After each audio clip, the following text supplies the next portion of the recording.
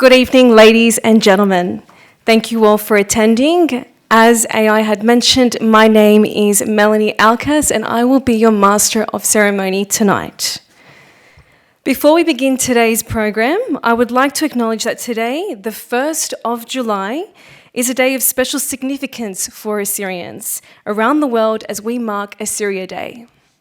It is a day to celebrate one of the world's oldest continuous civilizations, a people whose history, language, faith, and culture have endured a millennia despite immense challenges. It is also a moment to reflect on the resilience of the Assyrian nation, to honour those who have come before us, and to reaffirm our shared commitment to preserving our heritage for our future generations. Today is also a special day for many within our community who are celebrating their birthdays. To everyone marking this occasion, we extend our warmest congratulations and wish you good health, happiness, and every success in your year ahead. With that, welcome and thank you all for being here. I would now like to begin by warmly welcoming our distinguished guests. This evening, we are honoured to be joined by the Prime Minister of Australia, the Honourable Anthony Albanese, MP, the Minister for Foreign Affairs, Senator the Honourable Penny Wong, the Minister for Climate Change and Energy, the Honourable Chris Bowen, MP, the Federal Member for Werriwa, Miss Anne Stanley, MP, the Shadow Minister for Foreign Affairs, the Honourable Ted O'Brien, MP, also representing the Leader of the Opposition, the Honourable Angus Taylor, MP, the Federal Member for Colwell, Mr Bassem Abdul, MP, Senator the Honourable Tony Sheldon, the State Member for Prospect, Dr Hugh McDermott, MP, the Federal Member for Fowler, Miss Di Lee, MP, members of the Diplomatic Corps, representatives of international organisations, leaders and representatives of community organisations, members of civil society, academics and policy experts, students and young leaders, members of the Assyrian Australian community, and guests who have travelled across from Australia to be with us this evening. Before we begin, I would like to acknowledge that as Parliament is sitting this week, some of our parliamentary guests may need to depart throughout this evening. We sincerely appreciate their attendance and thank them for taking the time to join us at this shared moment between the Assyrian Australian community and the elected officials. It is now my great honour to introduce our first speaker this evening. He is a long-standing friend of the Assyrian Australian community and the Federal Member for McMahon, who has generously hosted us here at the Parliament House this evening. On behalf of the Assyrian National Council of Australia and the Young Assyrians, I would now like to sincerely thank the Honourable Chris Bowen, MP, his office, and the Parliament House team for their outstanding support, professionalism, and assistance in making tonight's policy summit possible. Ladies and gentlemen, please join me in welcoming the Honourable Chris Bowen, MP, Federal Member for McMahon. Thank you.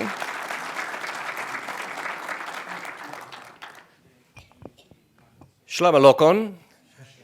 Happy Assyria Day. It's wonderful to welcome you all to my workplace. I see many of you so often in our community, but see you much more rarely here in Canberra, where I spend 6 months of the year. As we celebrate the Indigenous people of Iraq, I want to celebrate and acknowledge the Ngunnawal and Ngambri people, the Indigenous custodians of this land on which we gather, our nation's capital. Well, this is an important event where you've convened a policy summit about the Nineveh Plans, and Australian Parliament, Australian Government's position has been very clear. Whilst we are very happy, deeply honoured in fact, to welcome so many Assyrian refugees to Australia, we've always had the view that it is better, even than that, to have a homeland for Assyrian people in their own country where they are safe, they are free, and they are very welcome in Australia, but they don't feel the need to flee their homeland. And I was just reminiscing with my staff today about my visit to the Nineveh Plains a few years ago now, and seeing the Assyrian people in Erbil and on the Nineveh Plains, and being able to interact with the Syrian people in Iraq. So this is a very special day that you've been able to come to Canberra. Now, as has been mentioned, it's also a very busy day. Tomorrow's the last sitting day for 6 weeks. So you might see those green and red bells ringing a lot.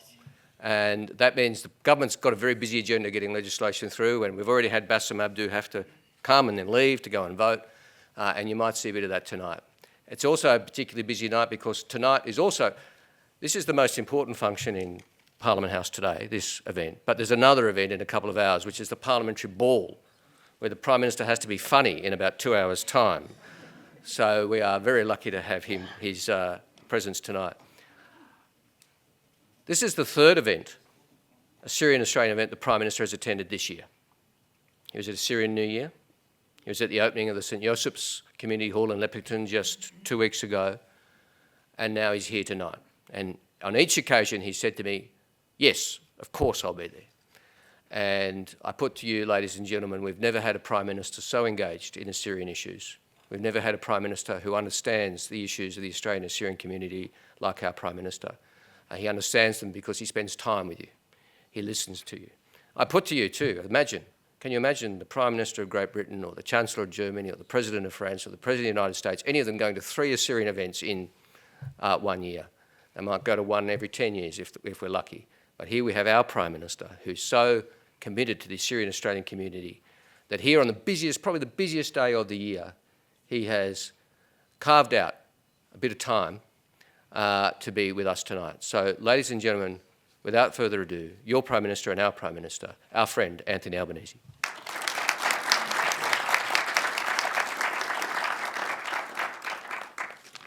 Well, thank you so much, Chris, and can I welcome all of you to Parliament House here in Canberra on what is always, at this time of the year, in June, very busy.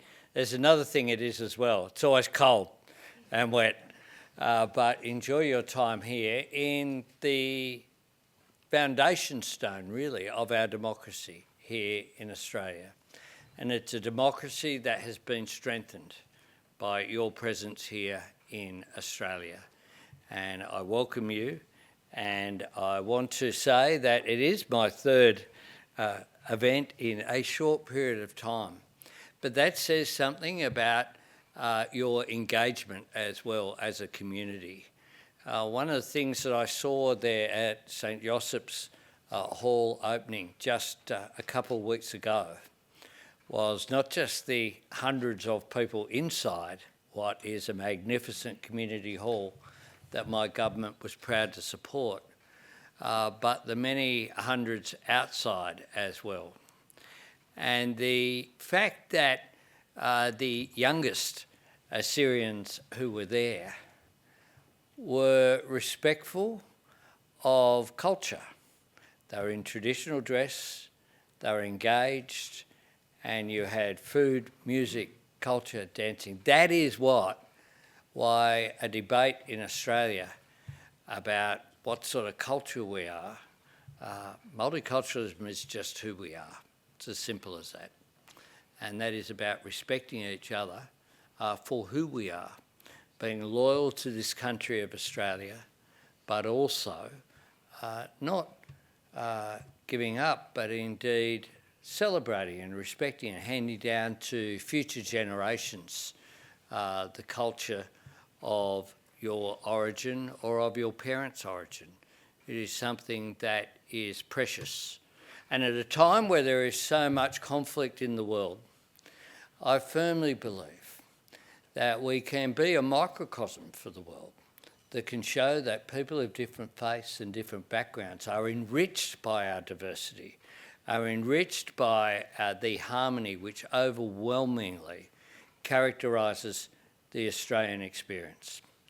because with the exception of First Nations people, we are all either migrants or descendants of migrants. And many people have come here out of economic hope, for a better hope for and future for their children and grandchildren. But many others have fled conflict and war and have found a home, welcome here in Australia. And I do want to acknowledge the very deep history, culture and resilience of Assyrian communities right around the world, not the least of which is here, and the strong and valued contribution to societies in which you reside. Australia is proud to be home to a very vibrant Assyrian diaspora. You enrich our multicultural fabric, you strengthen it, and you contribute to our shared national story. The community hall at St. Joseph's there in Leppington was just the latest example. Something that, yes, had a government contribution, but more importantly, had the passion, work, financial support of your community itself. And it can be a source of, as I know it was on that day, such great pride. And the fact that you celebrate as well, I was able to share the celebration of your National Day as well at the Fairfield Showgrounds. There was also really important and a great honour for me to be there. I do want to acknowledge particularly too that yours is a community that has been through great hardship in recent decades. The presence of terrorist elements who have persecuted your people, who have destroyed in acts of barbarism cultural icons that have been there for so many, hundreds and indeed thousands of years, is something that is a crime against global human heritage in your region with the very rich history that you have. I want to reaffirm tonight as well, as Australia's Prime Minister, our support for peace, stability and importantly inclusion in the Middle East as well. This is an area of the world that has been subject to so much turmoil and turbulence for a long period of time. And we remain supportive of the rights of all communities, including the Assyrian community, to practice their faith, to celebrate their culture and their heritage as a basic and fundamental and inalienable human right. So I thank you so much for the invitation to be with you here this evening. It is a busy time. The bells are ringing. I just missed a vote, I think, but it's okay because you missed one too, so we're 2-1 down. But 2-1's probably the right amount. So it's very important that I wanted to make sure that I was here with you this evening. I look forward to going back to St. Joseph's Hall. I ask of you one favour. Do not show how good that hall is to every group in Australia. Because it is certainly in my community of Grainla, I can think of, we have a small Assyrian community. I've met a couple of families, but for my Greeks and Italians, the Italians in Leichhardt, the Greeks in Marrickville, the Chinese in Ashfield, they'll be very jealous of what you have there. But that's been built, and it's a symbol of the fact that you have made such a contribution here, and you can be so proud. I thank you for having me here.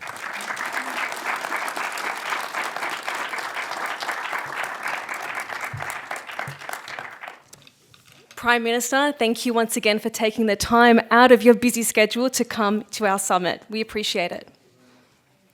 Our next speaker is Australia's Minister for Foreign Affairs. Throughout her tenure, she has played a significant role in advancing Australia's engagement across the international community and in promoting peace, stability, and human rights throughout our region. Ladies and gentlemen, please welcome Senator the Honourable Penny Wong, Minister for Foreign Affairs. Thank you, Minister.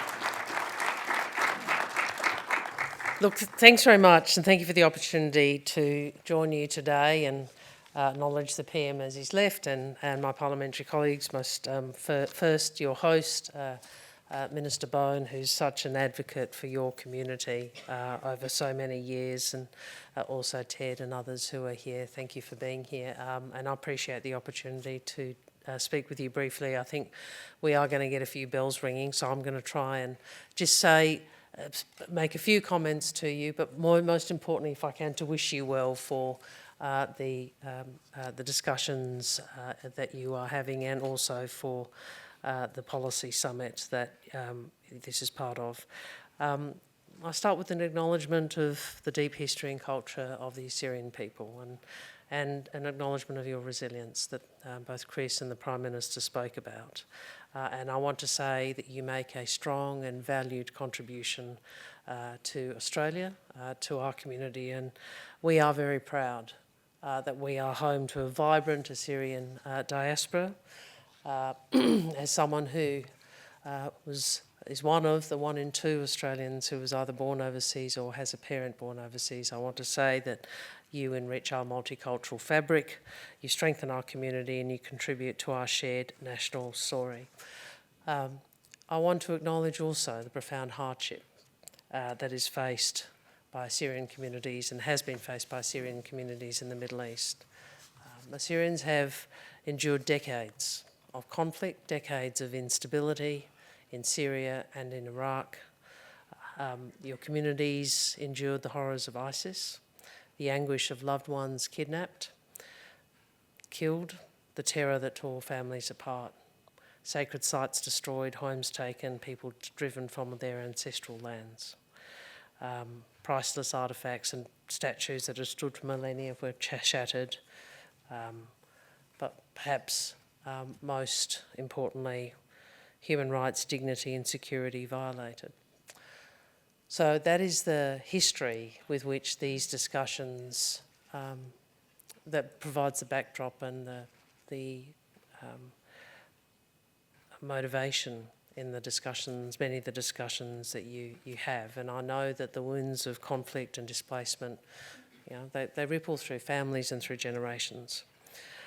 I want to say to you that we continue to advocate on your behalf and on behalf of communities in the Middle East. As the Prime Minister said, we remain committed to the protection of human rights, including for religious and ethnic minorities. We stress the importance in our engagement of inclusive governance, that governments that respect the diversity of their peoples, and governments that ensure that the rights, beliefs, practices, culture of communities are respected. We continue to call for such a region, including through our work in the United Nations and through our humanitarian assistance to the region. It is a very difficult part of the world. I think you more than anyone know that. And we cannot make the world always as we wish it could be. But what Australia can do is to continue to advocate for sustainable peace and stability in the Middle East, which we do believe depends upon the inclusion of and respect for all peoples. So we will continue to work with partners, including those in the region, towards this. At home, I again want to say this, and I'm always very grateful to hear the Prime Minister speak about this as Australia's leader. We want an Australia in which all Australians, regardless of faith, background, heritage, can live safely, can live freely, and can live with dignity. And a final point on community leadership. Thank you for your leadership. Thank you for working within organisations, not just for your community, that matters, but in fact that work is about the broader cohesion of the broader Australian community. Voices like yours do matter, your perspectives matter, and they do inform how Australia engages with the region. I thank you very much for your contribution always, but I thank you for the invitation and courtesy of being invited to speak with you today. Thank you very much. Thank you.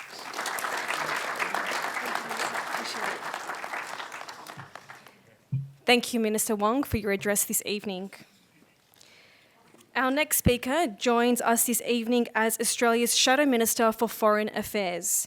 In this role, he plays an important part in shaping the national conversation on Australia's international engagement, foreign policy and strategic interests. Ladies and gentlemen, please join me in welcoming the Honourable Ted O'Brien, MP, Shadow Minister for Foreign Affairs.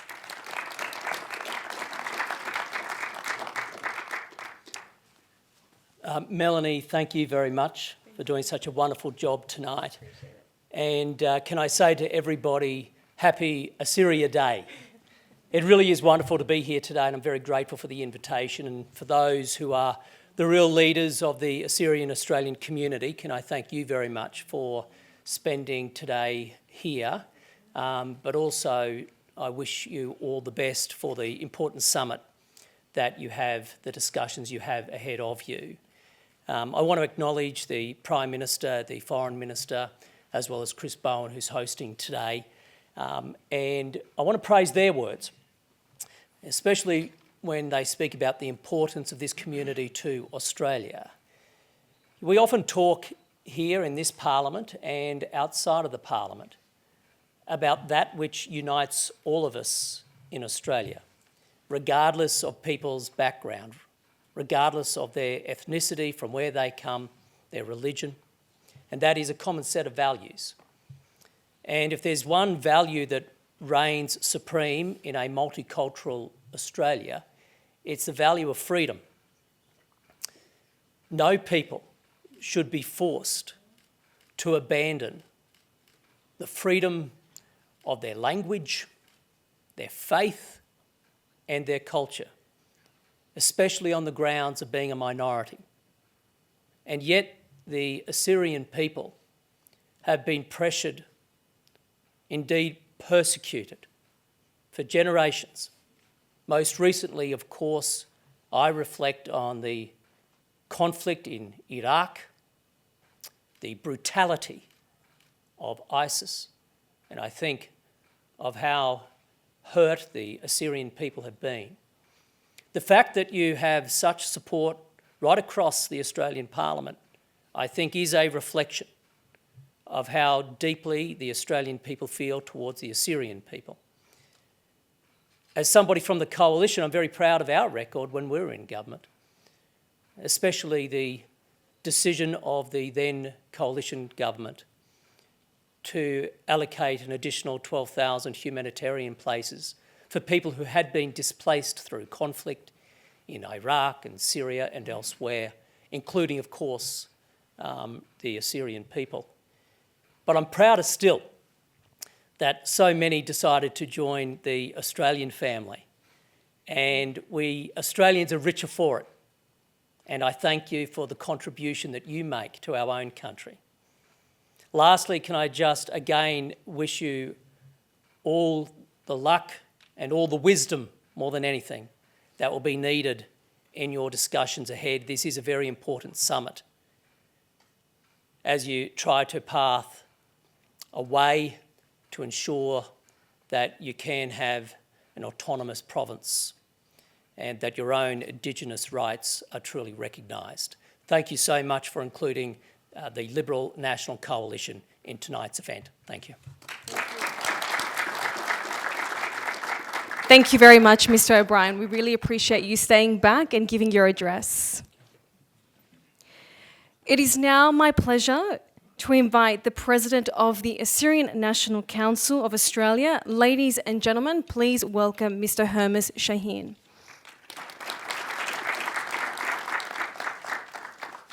Thank you, Melanie. honorable members of parliament, excellencies, community leaders, ladies and gentlemen. First, I would like to acknowledge the traditional custodian of the Canberra region and pay my respects to their elders, past and present. On behalf of the Assyrian National Council Australia, it's my great honor to welcome you to this historic summit on the future of the Assyrian people in their ancestral homeland. I would like to thank the Prime Minister and the Minister for Foreign Affairs and Shadow Minister for their inspiring address and for honoring us with their presence today. Their presence affirms Australian enduring commitment to human rights, democracy, religious freedom, and the protection of the indigenous and vulnerable people. For the Assyrian people, one of the world's oldest surviving nations, it sends a powerful message that our struggle for justice, dignity, and survival has not been forgotten. I extend our sincere appreciation to the Honourable Chris Bowen MP for hosting this important summit and for his long-standing friendship and support of the Assyrian Australian community. I also warmly acknowledge our distinguished members of parliament, Ambassador Nguyen, diplomats, faith leaders, academics, and representatives of the Assyrian, Armenian, Greeks, Yazidis, and Mandaean communities. We thank you for standing with us today. Ladies and gentlemen, today is not simply another conference. Today is a history in the making. For the first time in Australian Federal Parliament, the future of the Nineveh Plains is being discussed not merely as a chapter of ancient history, but as a matter of justice, human rights, and international responsibility. This summit gives voice to one of the oldest surviving indigenous nations as it seeks security, recognition, and a future in the land of its ancestors. The Nineveh Plain is not simply a place on the map. It's a historic heartland of the Assyrian people, the cradle of our language, our church, our culture, and a civilization that has enriched humanity for thousands of years. Our history has been marked by genocide, persecution, forced displacement, and the destruction of our towns, churches, and cultural heritage. Yet our story is not defined by persecution, it's defined by resilience. Today, however, our survival remains under serious threat. Assyrians continue to face demographic change, the unlawful encroachment of our ancestral land, political marginalization, and the gradual erosion of our national identity. We are no longer recognized by our historic Assyrian national name, but are reduced to the label of Christian component. While we are proud of our Christian faith, we are far more than a religious community. We are an indigenous nation with our own language, history, culture, and identity that predates the modern states of the Middle East by thousands of years. No indigenous nation should be denied the opportunity to live, flourish, and shape its future in its ancestral homeland. Ladies and gentlemen, from this Parliament, the heart of Australian democracy, we send a clear message to the international community and particularly to the Iraqi government. We do not ask for privilege, but for justice. We do not ask for the land of others. We ask only for the rights to live freely, securely, and with dignity in the land of our ancestors. Our call for meaningful self-governing arrangements in the Nineveh Plain is not a call for separation or division. It's a constitutional and democratic solution that will help secure the long-term survival of Iraqi's indigenous Assyrian people while strengthening a peaceful, democratic, pluralistic, and united Iraq. Before I conclude, I wish to acknowledge the dedication of members of the Assyrian National Council Australia and its subsidiary, the Young Assyrians. This summit is the result of months of planning, commitment, and voluntary services. Their efforts reflect in the community that continues to believe in dialogue, cooperation, and hope. Together, let us restore hope to the Nineveh Plain, dignity to its indigenous Assyrian people, and confidence that justice can still prevail. Thank you all, and happy Assyria Day. Thank you, Mr. Shaheen. Our next speaker is a strong advocate for southwestern Sydney. She is a valued supporter of Australia's multicultural communities and a long-standing friend of the Assyrian Australian community. Ladies and gentlemen, please welcome the Federal Member for Fowler, Miss Dai Lee.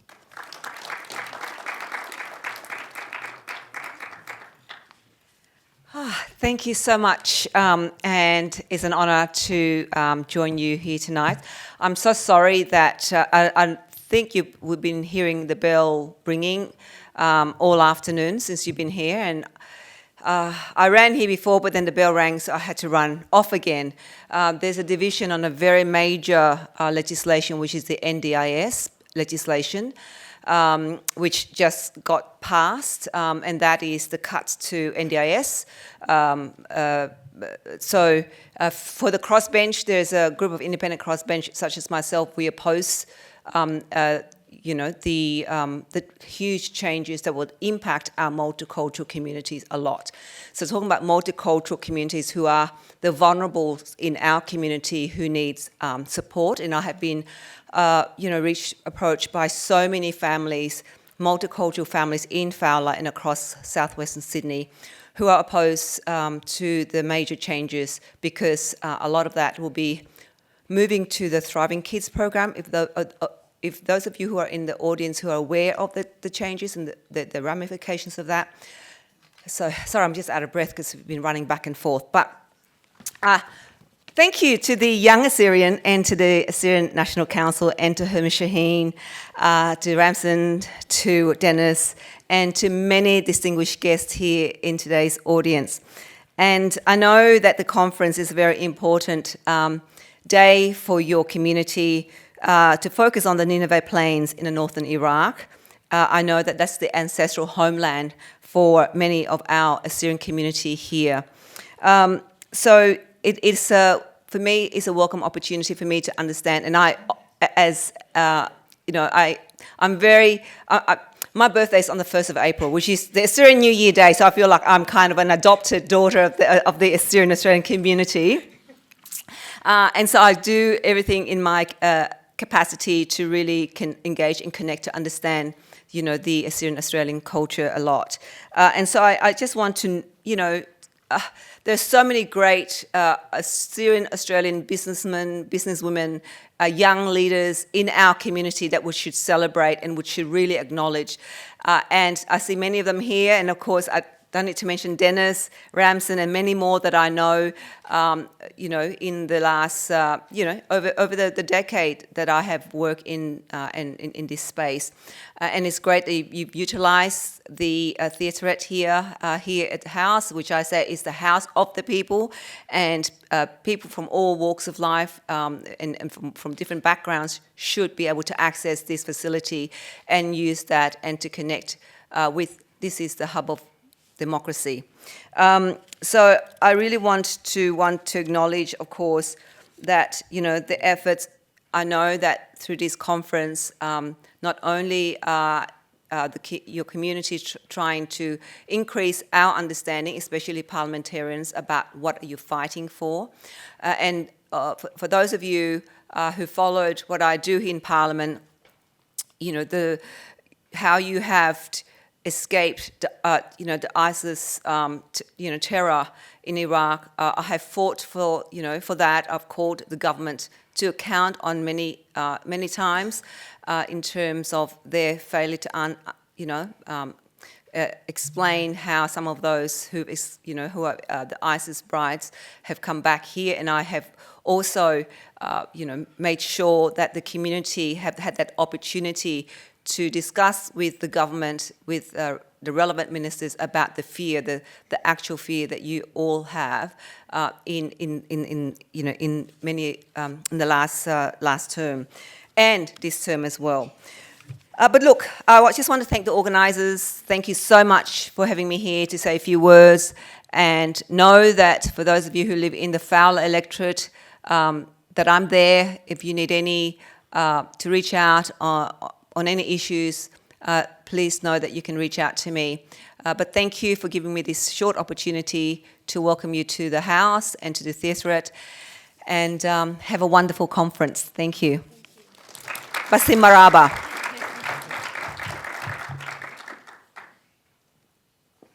Thank you, Ms. Lai. Our final speaker in this opening segment represents the next generation of Assyrian leadership.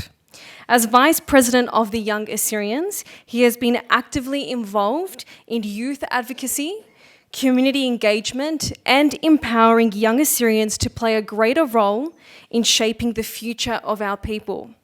Ladies and gentlemen, please welcome Mr. Benel Mishu, Vice President of the Young Assyrians.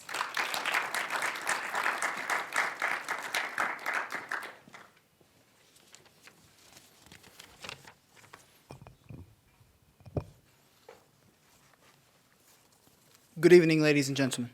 My name is Benel Mishu, and I'm the Vice President of the Young Assyrians. Firstly, it is a tremendous privilege to stand before you all today and such a distinguished audience. I am truly honoured. Moments like this make me proud to call myself an Assyrian, to be joined by esteemed politicians, diplomats, academics, students, and community members from all across Australia. I'd also like to thank the Assyrian National Council for their guidance, and my colleagues at the Young Assyrians, in particular the President of the Young Assyrians, Mr. Denisura, for his establishment in this idea. Now finally, and most especially, I'd like to thank my mentor, the Executive Director of the Young Assyrians and Secretary to the ANC, Mr. Ramson Edward. His leadership, skills, and guidance have been utterly invaluable. Now, to begin my speech, I'm a 19-year-old Assyrian Australian who has been given the privilege to stand before all of you today in the House of Democracy and present a speech. Growing up in an Assyrian Australian community, there was always one sentence that was constantly repeated to me. And that sentence was, if we could, we would. Now that sentence wasn't repeated once, nor was it repeated twice. Rather, it became a theme in my upbringing. But what does it mean? Well, as I present this speech today, as an Assyrian Australian law student, standing in the Federal Parliament of Australia, I don't want us to reflect on my own personal achievements. Rather, let us reflect on the millions of Assyrian youths who are restricted from this opportunity in their ancestral homelands. Let us reflect on the millions of Assyrian women who are denied and silenced simply because of being Assyrian. Let us reflect on the millions of Assyrian children who knew that no matter how hard they worked, their voices would be silenced and they would be ignored. So, I would like to state that if we could, we would is not an admittance of failure. Rather, it is the echo of hundreds of years of stigmatization, marginalization, and persecution. However, being here today, I represent not only the generations of Assyrian people who were stripped of this opportunity, but also I represent the Assyrian youth who have been given great opportunities thanks to this great country. So I stand here not in fear, but in freedom, not silenced, but heard.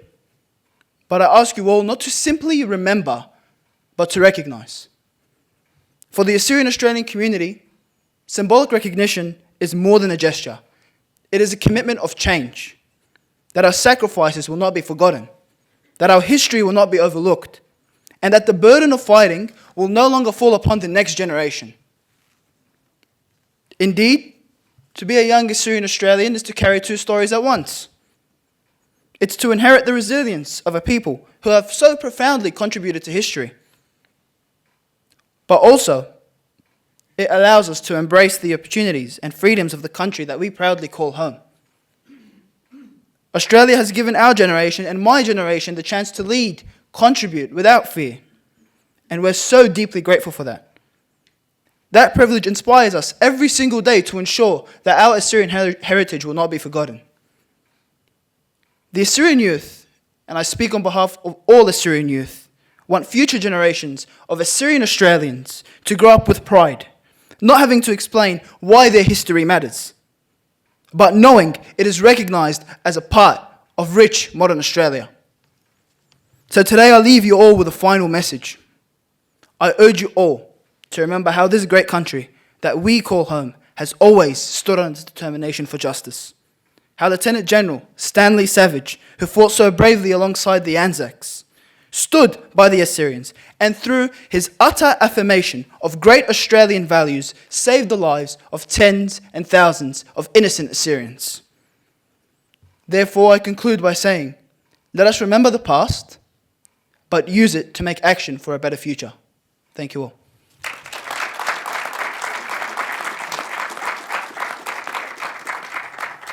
Thank you, Benel, for your enthusiasm and your forward-thinking mindset. We do appreciate that. We will now move on to our next keynote speaker, which will be presented online. Ladies and gentlemen, it is now our privilege to hear from this evening's keynote speaker, Mr. Robert Decker-Later. Born in Kirkuk, Iraq, Mr. Decker-Later has dedicated much of his life to the advancement of Assyrian history, culture, identity, and public advocacy. An accomplished lawyer, scholar, and community leader, he has spent more than 3 decades practicing law in the United States while remaining deeply committed to the preservation and promotion of Assyrian heritage. Mr. Decker-Later holds a Bachelor of Arts in Political Science and Philosophy from the University of Illinois at Chicago, a Master of Arts in International Relations from the University of Chicago, and a Juris Doctor from Loyola University Chicago School of Law. Throughout his distinguished career, he has authored numerous works on Assyrian history, nationalism, identity, and political affairs, helping to educate and inspire generations of Assyrians, both in the homeland and throughout the diaspora. His contributions extend beyond scholarship. As a founder of the Ashurbanipal Library and former publisher and editor of Nabu Quarterly, Mr. Decker-Later has played an important role in preserving Assyrian knowledge, strengthening community discourse, and advancing intellectual engagement within our nation. This evening, Mr. Decker-Later joins us to share his reflections on the future of the Nineveh Plains, the responsibilities of advocacy, and the role that our generation must play in shaping the future of the Assyrian people. Please join us in welcoming our keynote speaker, Mr. Robert Decker-Later, as he joins us virtually from the United States. Shalom Aleichem, and greetings to all of you. And I really wanted to be there with you. I'm very honored today to give this presentation. I was there with you. The last time I was in Australia was when I was 2 years old. So I will give this talk and then hopefully take some questions afterwards. Between 1845 and 1849, European archaeologists unearthed capitals of ancient Assyria, including the magnificent palaces of Nineveh and Nimrud, the famed library of Ashurbanipal. Thousands of cuneiform tablets emerged from the earth, revealing to the modern world the extraordinary achievements of Assyrian civilization. Its sophisticated administrations, literature, scholarship, architecture, governance, and artistic brilliance. These discoveries transformed humanity's understanding of the ancient Near East and rekindled global admiration for one of history's greatest civilizations. Yet while the stones of Assyria were being excavated at this time, studied, celebrated, the living descendants of the Assyrians were ignored. As Western museums filled with Assyrian treasures, Assyrians themselves were enduring persecution, dispossession, and massacre. The campaigns of Badr Khan Beg and Nurullah devastated Assyrian populations throughout the mountains of Assyria and the surrounding regions. Entire villages were destroyed, churches desecrated, and thousands of men, women, and children slaughtered or driven from their lands that their ancestors had inhabited for millennia. In the very mountains where Assyrians had sought refuge from centuries of religious and ethnic persecution, they once again faced violence and extermination. A tragic irony unfolded before the eyes of the world at this time. As the ruins of ancient Assyria were leaving their homeland and finding sanctuary in the great museums of Europe, the Assyrian people themselves were losing theirs.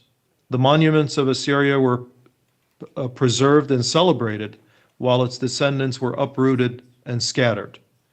As the ancient stones journeyed west to places of honor and protection, the Assyrian nation began its long march towards exile and diaspora. Our ancient heritage is revered across the world.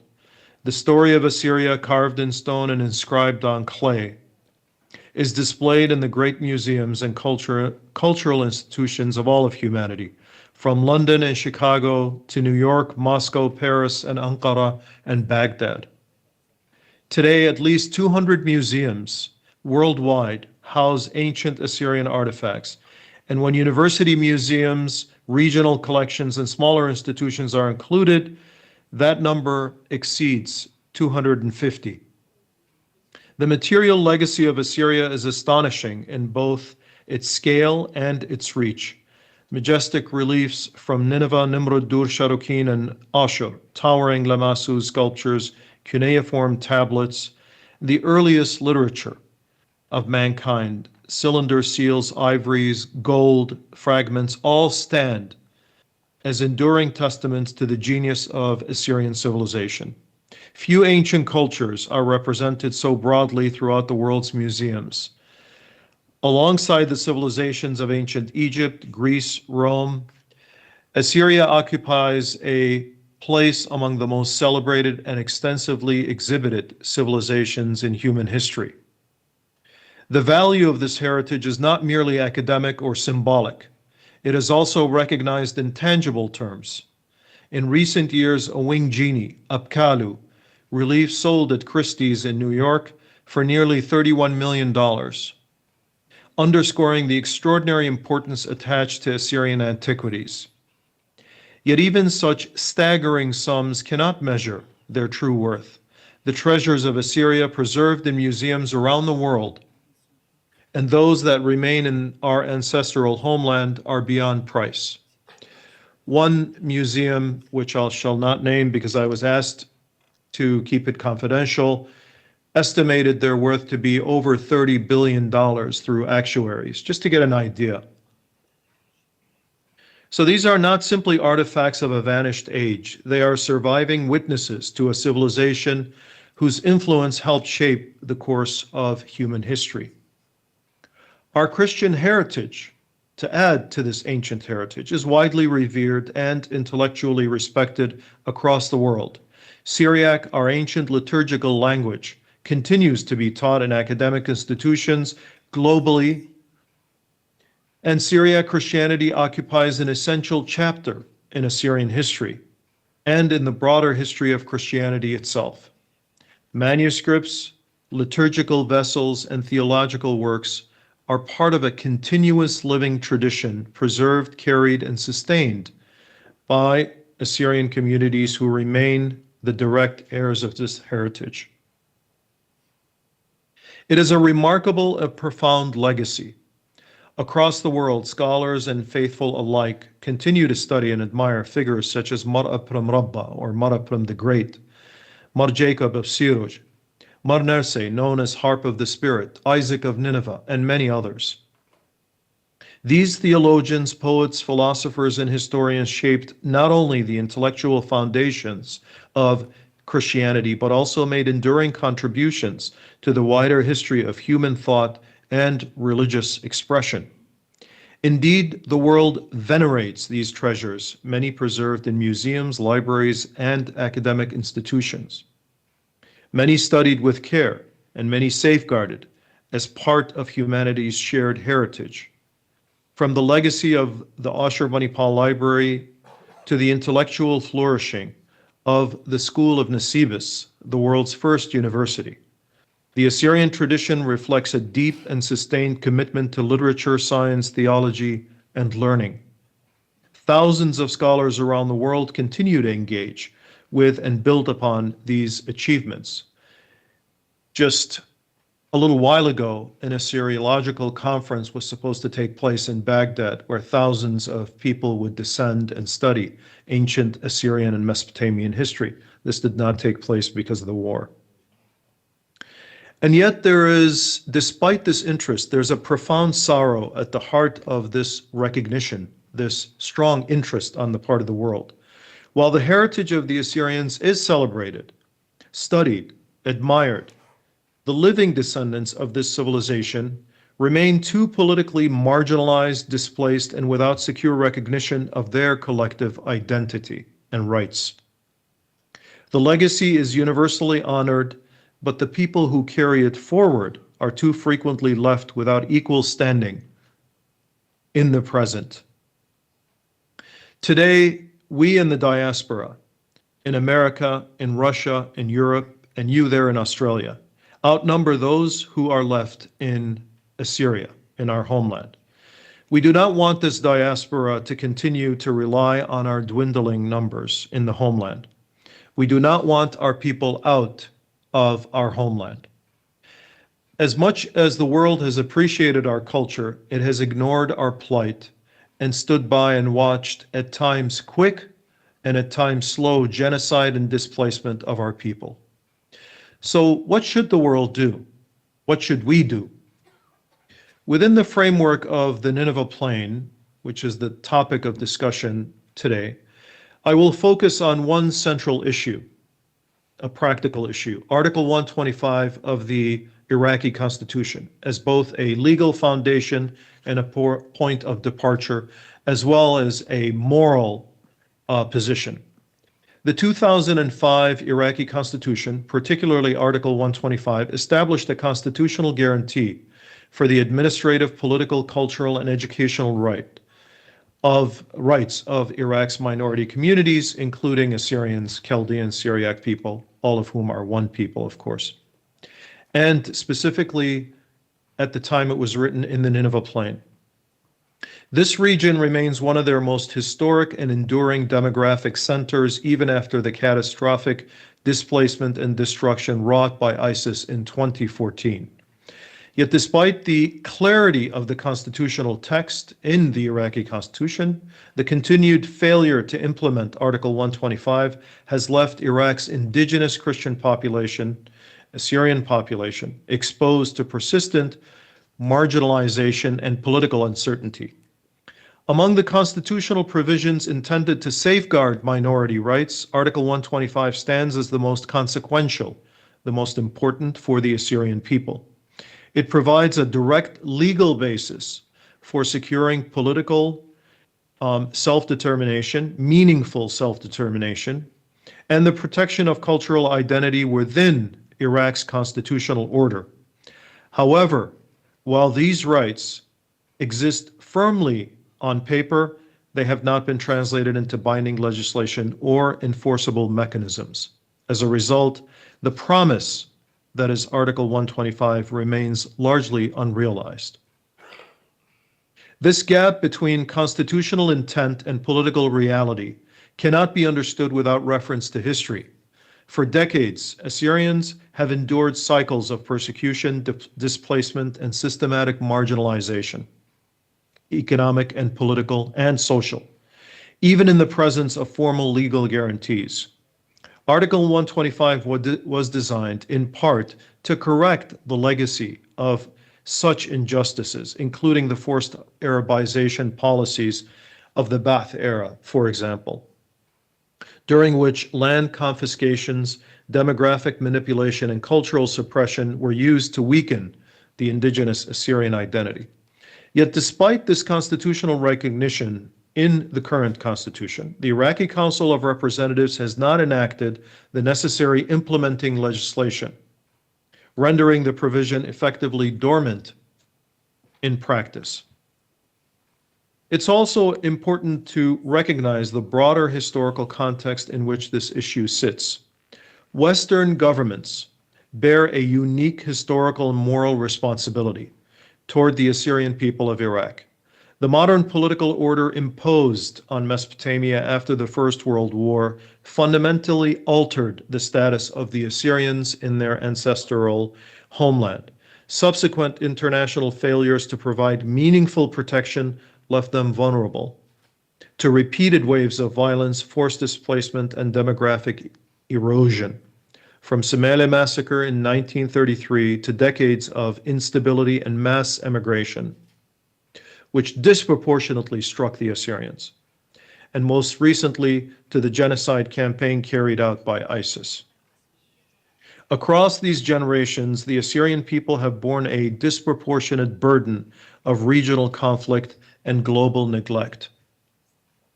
So can Article 125 really function in Iraq, where you have multiple governmental structures? Yes. Many states successfully accommodate overlapping or shared jurisdictions in order to protect distinct communities while preserving national unity. In the United Kingdom, the devolved governments of Scotland, Wales, and Northern Ireland exercise authority over matters such as education, health, and culture, while the British Parliament retains authority over defense, foreign affairs, and other national issues. In Spain, autonomous communities such as Catalonia and the Basque Country possess significant powers over language, education, taxation, and regional governance, while remaining subject to the Spanish Constitution and the central government of Spain. In Canada, territory was established to provide Inuit self-government over local affairs, culture, and language, while federal and territorial authorities share responsibility in other areas. In the United States, here, federally recognized Native American tribes exercise jurisdiction over many internal matters, including governance, culture, and certain legal affairs, while states and federal laws continue to apply in other spheres. Likewise, in Belgium, authority is divided among federal, regional, and linguistic community governments with a different institutions exercising jurisdiction over territory, language, education, and cultural matters. These examples demonstrate that layered or overlapping systems of governance are neither unusual nor incompatible with state sovereignty. Rather, they are widely used constitutional mechanisms to protect the distinct historical, linguistic, ethnic, or indigenous communities while maintaining the integrity of the state as a whole.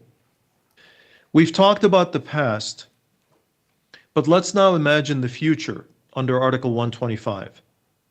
Assyrian people, or Syriac or Chaldean people, living in the Nineveh Plain, in Ankawa, in Nala, in Berber, and other places, both in and out of the central areas. In other words, in the KRG area or outside of the KRG area.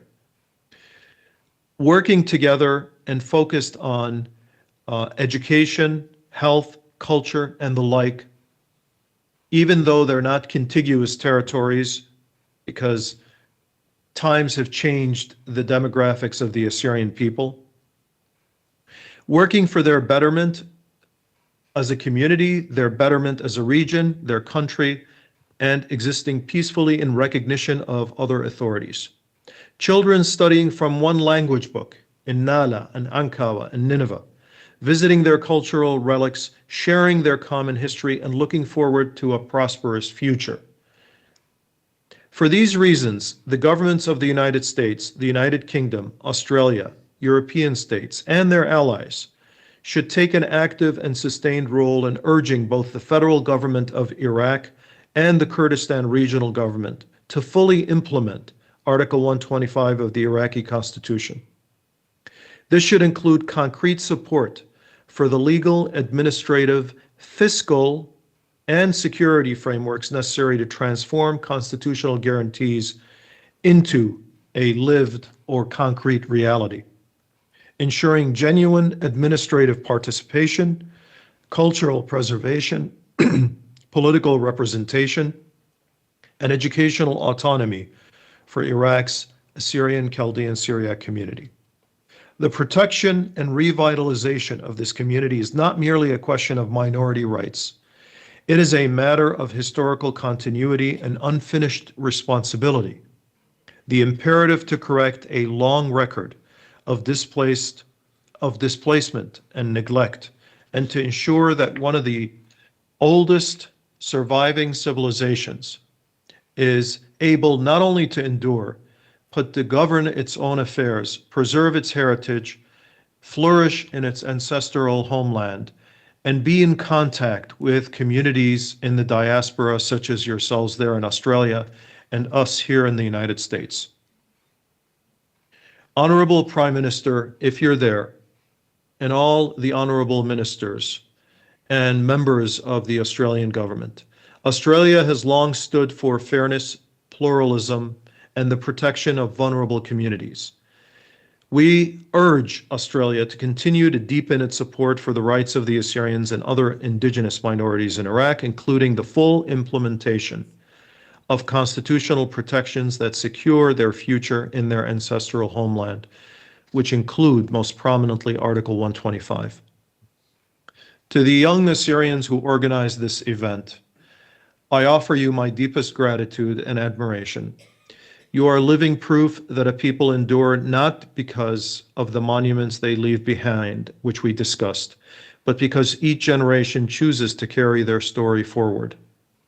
The ancient kings who built great cities, the scholars who preserved our language, the martyrs who safeguarded our faith, and the generations who endured exile and persecution all entrusted something precious to you there, the responsibility of remembering. By gathering here today, you've demonstrated that Assyria is not merely a chapter in the history books or an archaeological wonder admired by the world. It is a living nation carried in the hearts, minds, and actions of its sons and daughters. Never underestimate the power of your commitment. May you always have the courage to remember who you are, the wisdom to build on this great legacy you have inherited, and the determination to leave an even stronger foundation for those who come after you, after us. Thank you so much. Asim Araba.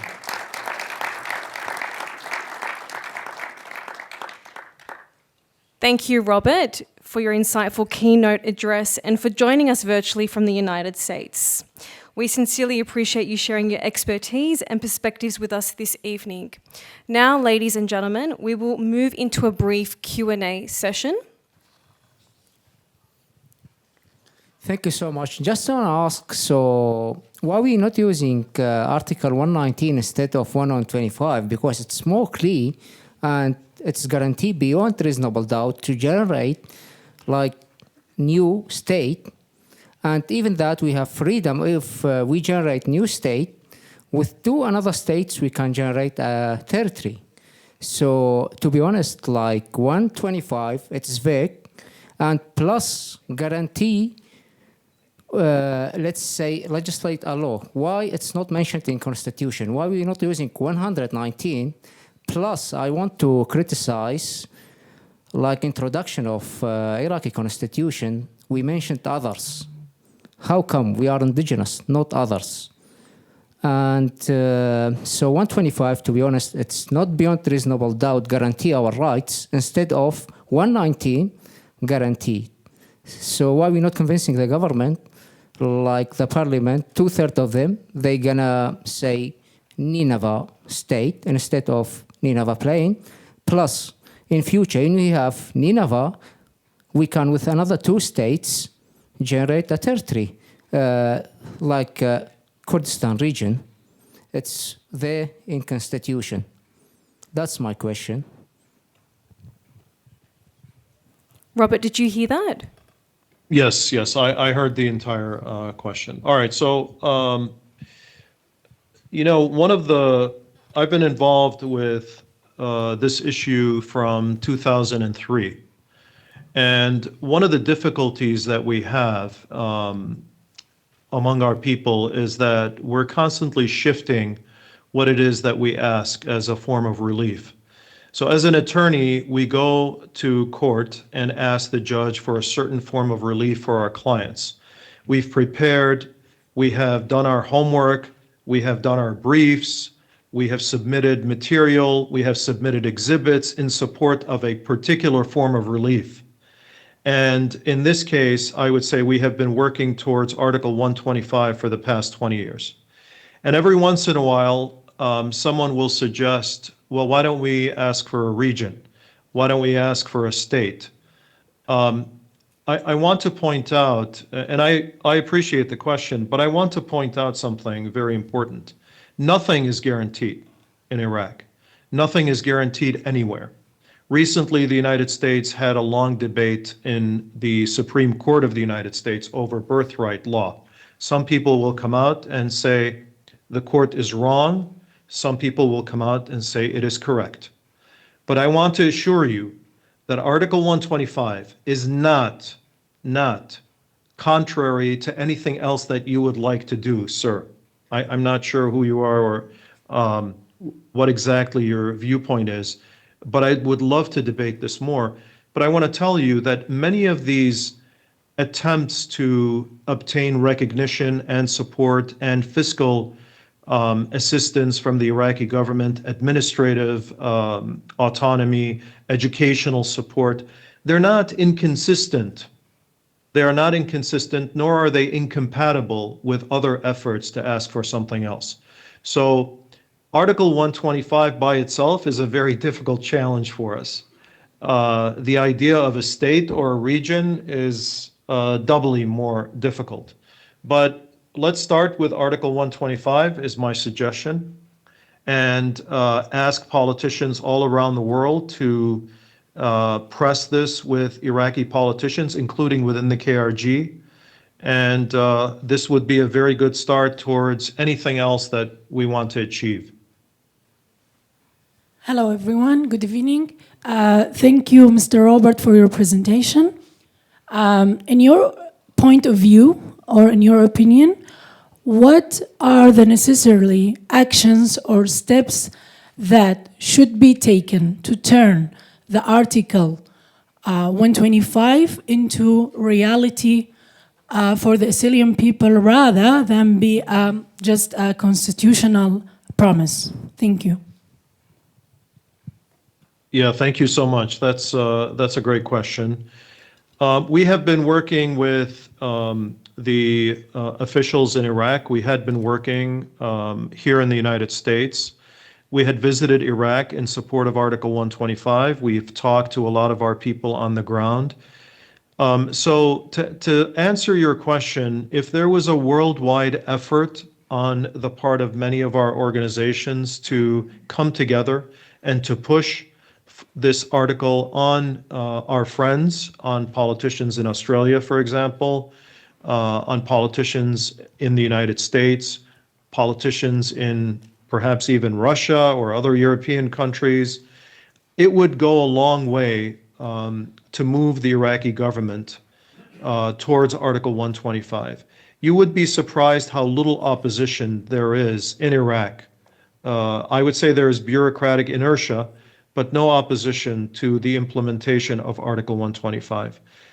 In our discussions with the Prime Minister, the former Prime Minister of Iraq, Shia Soudani, in our discussions with even officials of the KRG, there was absolutely no opposition to Article 125. So what we need, in short, is more activism in Assyrian communities all over the world.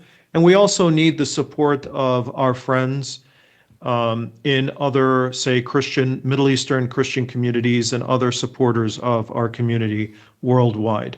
And this, of course, includes Iraq itself.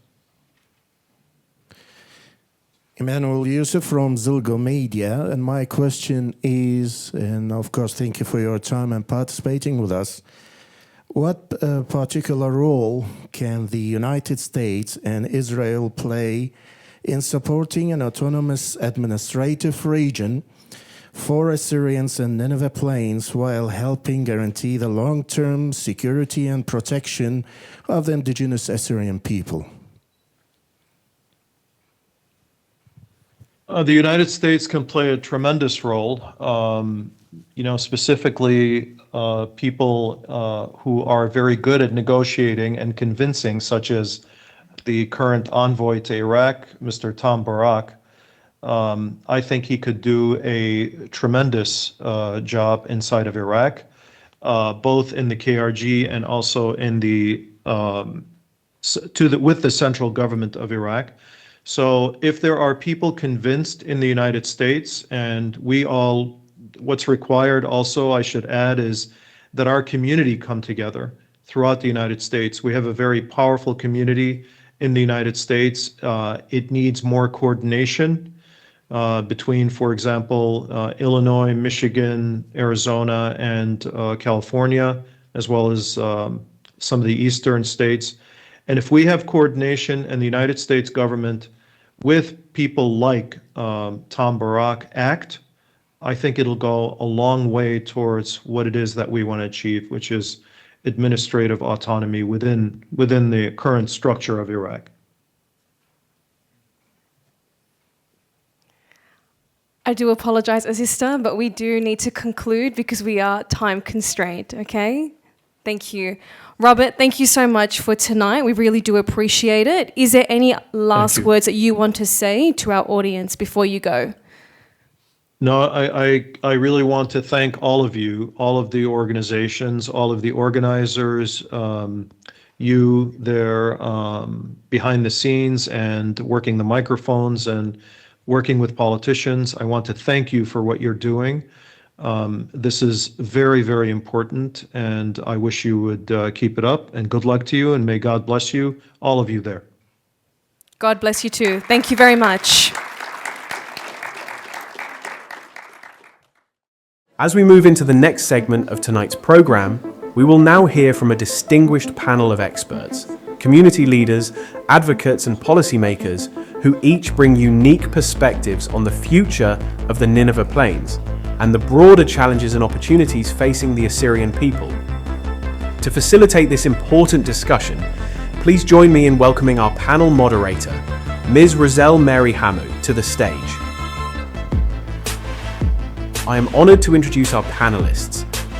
Dr. Hugh McDermott, State Member for Prospect, Dr. George Morano, Assyrian Business Council of Australia, Miss June Ishtar Jaco, Assyrian Aid Society of Australia, Mr. Dennis Suro, the Young Assyrians, and Ms. Robina Lajin, Etuti Institute. Please join me in welcoming our distinguished panellists.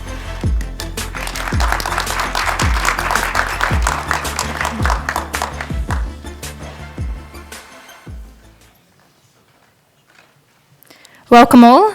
I'm Roselle Hamu, the Secretary of the Young Assyrians. Tonight is about exploring practical solutions. It is about discussing how governments, community organisations, humanitarian agencies, businesses and the Assyrian diaspora can work together to build a stronger and more sustainable future. Throughout this discussion, we will hear from our panellists on a range of important topics, including public policy, economic development, humanitarian support, youth leadership and community empowerment. Before we begin, I would like to invite each of our speakers to briefly introduce themselves and share some insights into your work and experiences. We'll start off with Dr. Hugh McDermott. Thank you. Thank you. It's lovely to be here. It's wonderful to join you all tonight in Canberra. I think this is an outstanding idea. I'm very pleased. So congratulations to Hermes, Ramson and Dennis for the work you've done. And I do think that I'm going to say this, and I haven't got time to go through all the other recognitions, but there's no Iraqi government officials here, but the Israelis are here. Think about that. And I think that sums up a lot, which we are dealing with and having to deal with when it comes to the recognition of the Assyrian people in northern Iraq. I think that it is an ongoing issue, and we will continue to have that. So you were asked to prepare some notes, so I've done that. I won't go through them all because, as usual, as a lawyer, I've written lots and lots of pages. I'm happy to send it to you if you want to read and be bored. But the Nineveh Plains is not just a piece of land. It's not just a piece of Iraq in the north. It is the homeland, the centre of the Assyrian people. It's that link that goes back thousands of years. Not just a piece of real estate, not just a land grab for the Kurds or for the Turks or whoever else wants to try and grab it, the Iranians. It is a part of what it means to be Assyrian. We have seen the depopulation of the Nineveh Plains more and more. Going back a century with the first genocide. Going back for land grabs recently. Going back to the second genocide, which I mean from ISIS. Recognised as a genocide by the European Parliament and the United States. This is a piece of land which is integral to what it means to be Assyrian, but also integral to the future Assyrian homeland, in whatever form that eventually becomes. And that's the challenge we have today. Now, we saw, obviously, or we listened rather, to our guest speaker, the keynote speaker.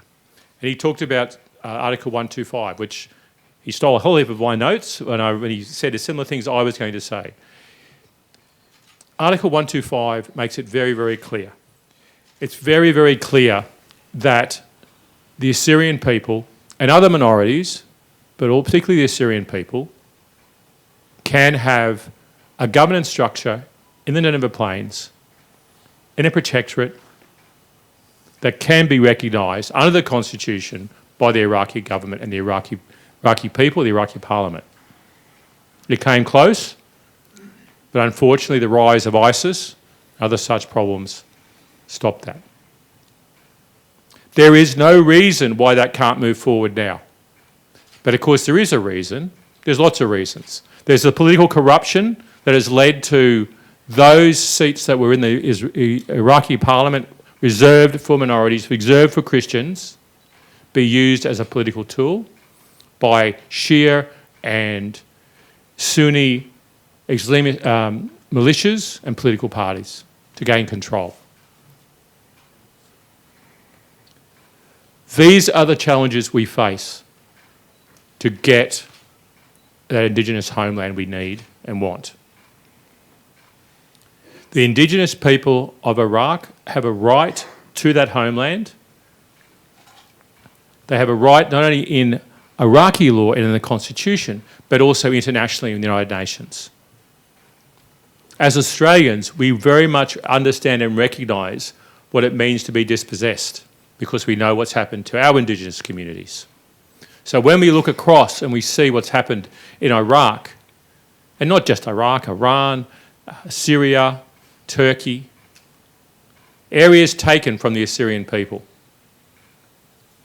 And it's now up to us as a nation to put that pressure on the Iraqi government.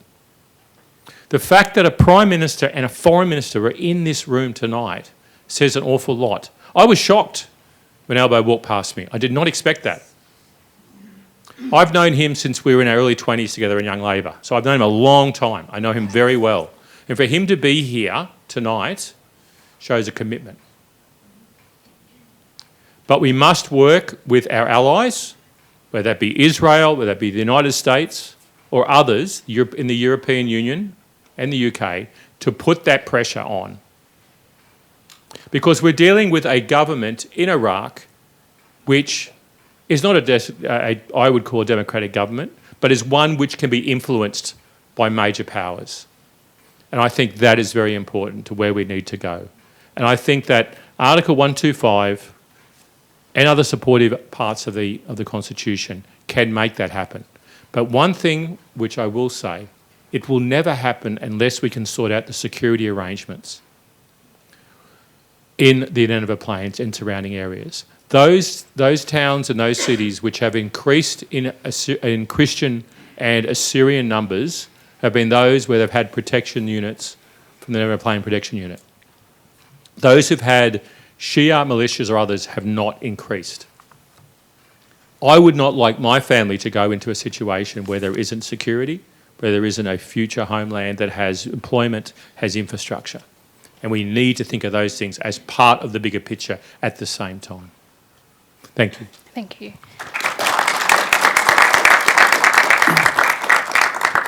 Thank you, Hugh. Thank you for your support.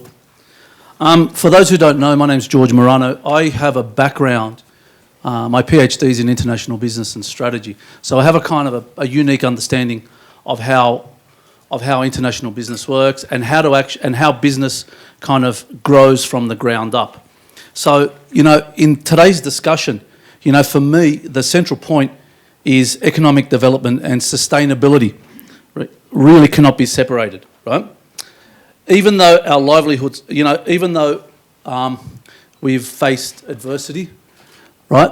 For us, it's not really an option with regards to the establishment of an Assyrian autonomous region, but also its economic viability. Now, we have, many challenges, especially recent with the Islamic State, right?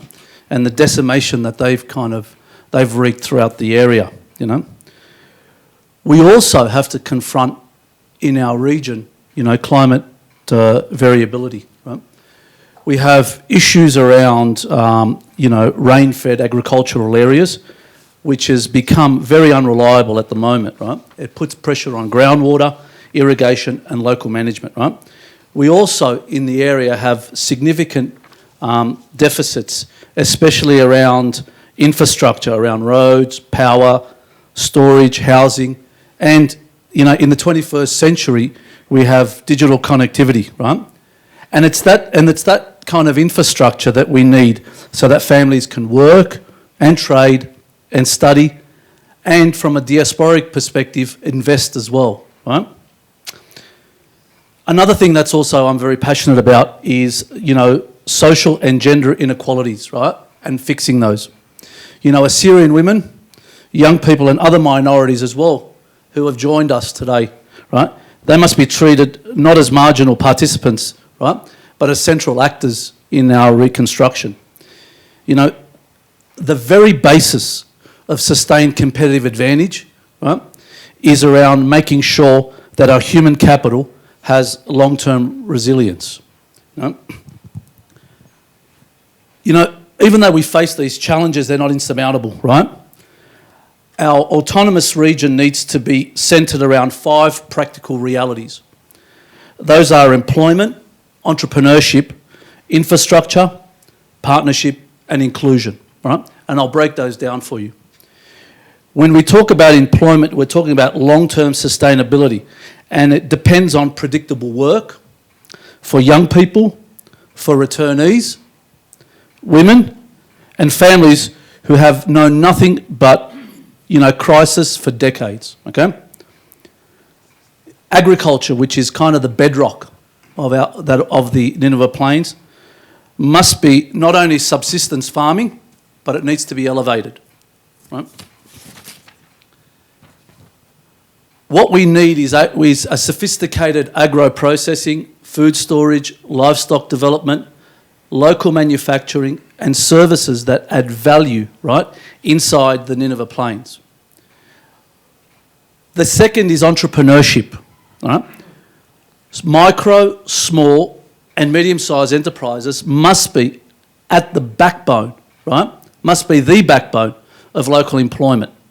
And in order to have this, we need finance, business training, legal simplification, right, which is very, very important, mentorship and targeted support, not just for the general, but for women and young Assyrians, okay? Entrepreneurship is not only an economic tool, right, but it is a cultural signal that people can build a future where they are. Right? The third is the infrastructure. No autonomous region can survive on aspiration alone. Right? People need roads to markets, electricity for farms and businesses, water systems that protect the aquifers, storage facilities for crops, and digital connectivity for links local businesses to finance, knowledge, and customers. These are the conditions with which families decide whether to stay or whether they go.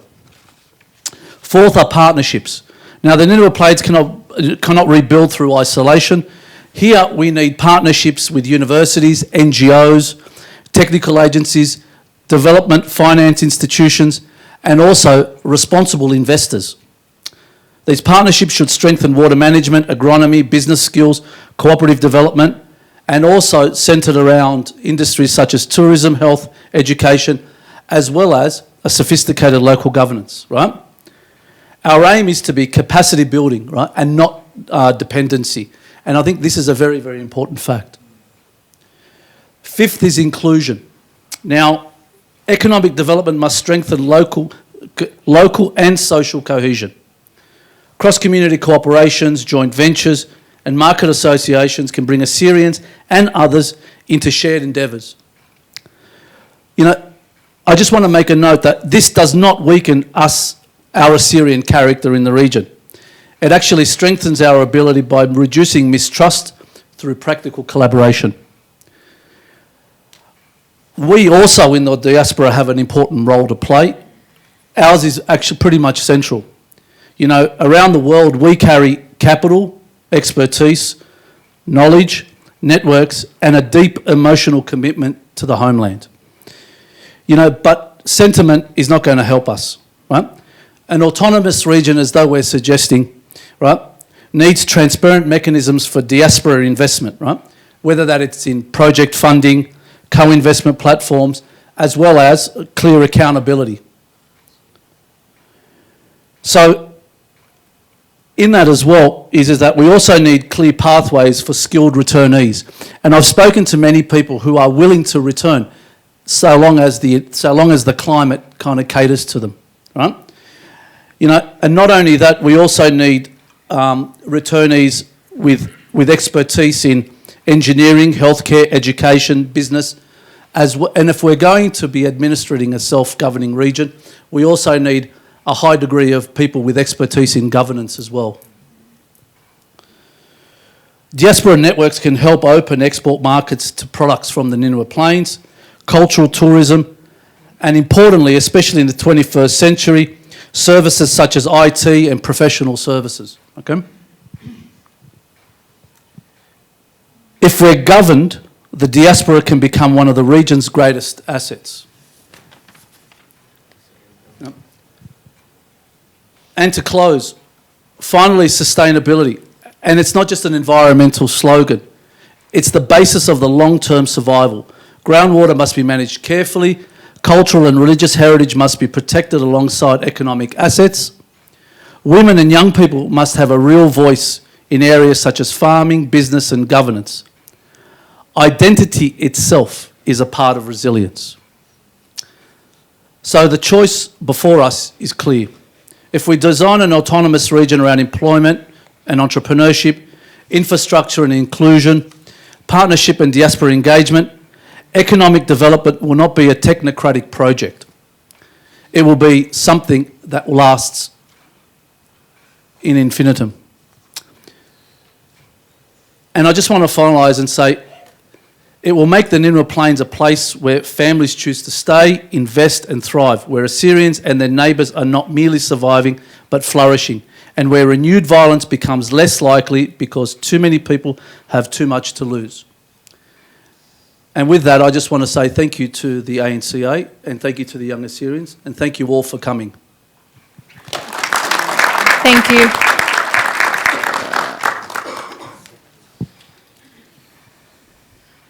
Shalom Aleichem. Hello, distinguished guests. Shan kulan suraych lecha.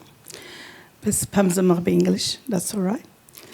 Graba min diana qamamrilon. Falebayan dairan. I don't want to go and repeat what was said because I think we all know what we need and what's happening. My name is June, and I am from the Assyrian Aid Society, Australia. And I really, on behalf of Assyrian Aid Society, thank you very much for giving us this opportunity to work on the future of Nineveh Plain. Even though, to me, it's not just Nineveh Plain. I have villages all over the north, in Erbil, in Dahok, everywhere, from Zaho down to wherever you want. But let's concentrate on Nineveh Plain because, yes, we have the majority of population there now, a lot of our Assyrian people living there, even though our challenge is the decline of numbers. Today we are only, if I'm right, 200,000. And every day this number is reducing. At Assyrian Aid Society, we are trying, and Assyrian Aid Society, it's a non-portable organization that's been established, this is 20 years in Australia, to sustain, to give good life for our people who lives in Beit Nahran, in Iraq. And you know that most of our people today are in the north because of what happened. Everyone migrated to the north, if not leaving the country and fleeing out. So we're trying to, through projects to villages, to villages like giving them water, giving them electricity, education, trying our best, believe me. We are doing it very tough by ourselves, only from our Assyrian community. No one helping us. We've been to AusAid, we've been to so many places, but all they told us, we support Iraq in general. But how much of that we get, of all that corruption? Peanut, nothing. So we rely on ourselves, and we are so generous in that. Anything we want, we raise that money for that project. And what we need, really, is, like my brother here said, sustainable projects. Projects that will give jobs to people. Not just to give them food, baskets and that, but we want them to stay there and work. I know, as I heard, there is a lot of obstacles to run a business or do something. But I'm sure there'll be ways around that to do. So I am always positive, and I never give up. And we have to work hard. One more thing. We're leaving our country. We're coming to the diaspora. Our language is endangered. Coming here, people are wasting years, 2-3 years, maybe more, in the refugee camps. Their children grow up with no education. By the time they come to Australia, it's too late for them to catch up with a lot of things. So we have to work on all these things and try to leave people in our country. But how? It's not just saying, but there's a lot of obstacles. We have to have a plan of returning back. There have to be people who want to go back. We need volunteers to go back. Plus, we need people to help us do that. And me, as someone who loves history, and I'm a researcher in ancient history, and also a lover of archaeology. And I see today that anything in that land says I'm Assyrian. Just 2 days ago, we got this beautiful stela that came out of land. But even that, our identity being, someone is, I don't know, is this a movement or something? But there's people who saying, you don't belong to that land. You're not the indigenous, you so and so. So this is another way that we have to work, which we know ourselves. Like I have a friend here, she done identity, and she told me to be an Assyrian, it's not in the blood, it's in what you feel. So I feel I'm an Assyrian, that means I'm an Assyrian. So thank you very much again. And this is a very, very important step that we're taking. I hope we're going to continue on that. And like Robert Dekaleta, he mentioned very nice things. I hope we follow him and see how it's going and just go ahead with all that, with the parliament, with Americans, with whoever, with the devil. With the devil. Just, we have to do something. We need back. We need it back. We need someone to back us. And thank you very much. Thank you. Thank you, Ravita June. Well said, and I agree with everything everyone else has said in this room. Shalom aleichem, Shimi Le Dennis, as some of you may know, and if you don't know me, hello. It's funny because I'm the president of the Young Assyrians, and I used to love saying I'm the youngest person in the room, but today I'm not the youngest person in the room. I can see younger faces around. I obviously don't have the experience as the rest of you guys on this panel due to my youthness. I'm a 20-year-old. I study a Bachelor of Law and a Bachelor of Social Science in Politics and IR, a typical advocacy student. I go to the University of New South Wales, and the question that I always receive is, oh, where are you from? And I go, oh, I'm an Assyrian. And people go, who are you? And you have to start from the beginning. And I think that's a collective experience among all of us in this room. And then you have to go over where you come from, the borders and your village. And I think you do get a sense of being proud of where you come from because you can brag about it. And I'll just say what an honor it is to be an Assyrian. And I just want to highlight the work that my colleagues do, Ramson, Benel, Christian, Valentina, Roselle, our Victorian team, because the lobbying that we do in the 21st century is something that we've never seen before.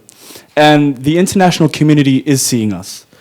We engage with the Australian Federal Parliament, state. Hugh knows us. We're always door knocking on Hugh's door. I hope you're not sick of us.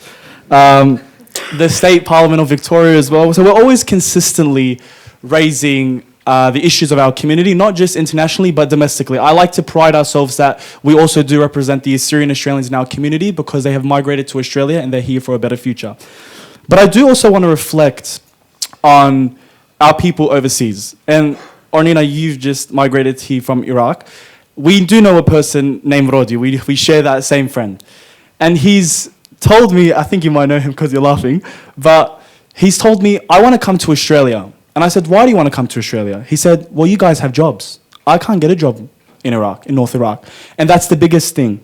And I agree with you, Sue, because the economic issues is what's driving Assyrians in modern day to leave Iraq. We are the most educated generation in our history in the diaspora. How many of us have Bachelor of Law degrees? How many of us have engineering degrees, doctors? All of us have degrees, but our people in the homeland don't have anything. So we need to incentivize them, because someone in Iraq like Rodi is sitting there and saying, well, Fairfield is a better option for me than going to Dasht Nineveh. There's nothing for me in Dasht Nineveh. There's something there for me in Fairfield. And we've created that incentive. We've created that incentive in America. We've created that incentive in Europe. We need to create that incentive for our youth in Dasht Nineveh. And we did see a wave of migration. The wave of migration came from Iran when the IRGC came in. We saw the wave come in Syria from ISIS. We saw the wave come during Saddam and the fall and the invasion by America. All of these were social issues. But today, the driving issue is economics. It's the economy. They want jobs. They want employment. They want to feed their family. If I can't feed my family first and foremost, what is it for me to say I'm an Assyrian if I can't even survive tomorrow? That's the biggest thing. So I think for me and for my team, it is about turning our community's concern into practical policy. And not only that, we want to acknowledge the past. I see my friends here from the Armenian and the Greeks organization, Shalom Aleichem, and we do a lot of lobbying about the Assyrian, Armenian, and Greek genocide as well. So we leave all these issues unchecked. We hold the politicians accountable for what it is, and we try to reiterate and assert what our community wants. So I won't blabber on and continue, but I think in this conversation that we're going to have today, it's about the future of our people. Because I wrote down a quote, and it's, no homeland can survive if its youth believe their future lies somewhere else. If our people believe that Dasht Nineveh is not suitable for them because they don't see hope, that's going to lead to the extinction of our people. We need to create that hope for these people, and we need to drive investment. We need to drive that infrastructure back to Dasht Ninwe, and we need to help these people get jobs and stay and remain. Because the reality is, and I started doing a project at my university about people returning back to Iraq. The reality is, I as an Assyrian Australian will not be returning. I was born here, I grew up in this country, and I love this country, and I'll die for this country. But the people who were born there want to remain if they have jobs, money, employment, and we need to remain that. We need to keep that and keep it consistent for these people to remain there. And they don't have that same vision that most of us do. Because I just want to raise the hands. Who would return back if Dasht Ninwe was created again? The reality is 90% had a link towards Iraq or were born in Iraq. I didn't see any person from university standing here right now saying they would go back. And that's the reality. And it's an honest reality. We shouldn't be afraid of it. It's true. So I think we need to have these conversations and keep them going.